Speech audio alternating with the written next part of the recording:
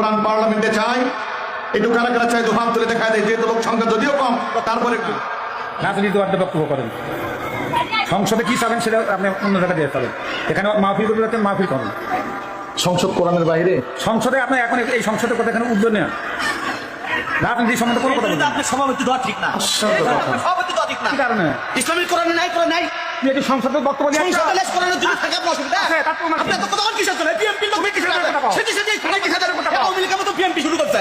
এই আওয়ামী লীগের মতো তুমি কি এত কি এটি কোরআনের মধ্যে কি নাই? বক্তব্য দিয়ে তুমি কি বক্তব্য কি কোরআনের মধ্যে কি নাই? আইন আইন কোরআনের মধ্যে কি নাই? এই কোরআন আপনি কথা চালান, আইন কথা হয়ে গেল না বাবদান না, সংসদে জানবেন না। আচ্ছা আপনি বক্তব্য কোরআন থেকে হাদিস থেকে করতে থাকেন, সারাদিন করেন, বক্তব্য করবেন। শোনেন না তুমি কি সব সংসদ দিয়ে রাগারাগি না করি ভাই। হ্যালো ভাই, বাবদান কথা না বলে সংসদে আপনি প্রথম কেন তুলতেন? আচ্ছা। এখানে সংসদে কেন উঠবে? আপনারা শোনেন। হ্যালো ভাই, আমরা কথা শুনি না, কিন্তু একটু সবাই মনোযোগ দিয়ে শুনবেন।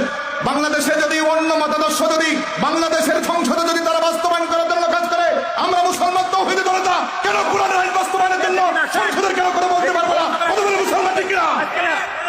আমরা কোরআনের কথা বাংলাদেশের জমিনে, আমরা বাংলাদেশের জমিনে উড়ে আসি নাই, দূরে বসে নাই। আমরা বাংলাদেশের জমিনে কোরআনের আইন চাই, কিন্তু আপনারা যে মতাদর্শ করেন না, আপনাদের মতাদর্শ সেইদিন এই বক্তব্য দিবেন। আপনাদের একটু ঘোষণা দিচ্ছেন। আপনাদের মতাদর্শ আপনারা বাস্তবায়ন করার জন্য কাজ করবেন, কোনো সমস্যা নাই। কিন্তু বাংলাদেশের জমিনে আমার কোরআনের মতাদর্শ বাস্তবায়নের জন্য আমি হুঙ্কার দেবো, আমি কথা বলবো, চিৎকার করবো, এটা আমার ইমানের দায়িত্ব। কত বলে মুসলমান ঠিক না? মাহফিল এখানে বলবেন না। এখানে ভাই, এখানে কোরআনের কথা, আমি কোরআনের কথা বলছি। কোরআনের কথা বলতে গেলে যদি আমাকে যদি ফাঁসির মধ্যে ধরতে হয়, আমি 100 বার ধরতে আছি। সম্মানিত হাজিরিন,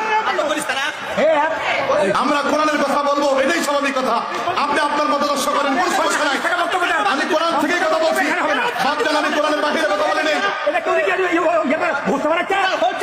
ভোটের কথা বলিনি তো আমি তো বলিনি।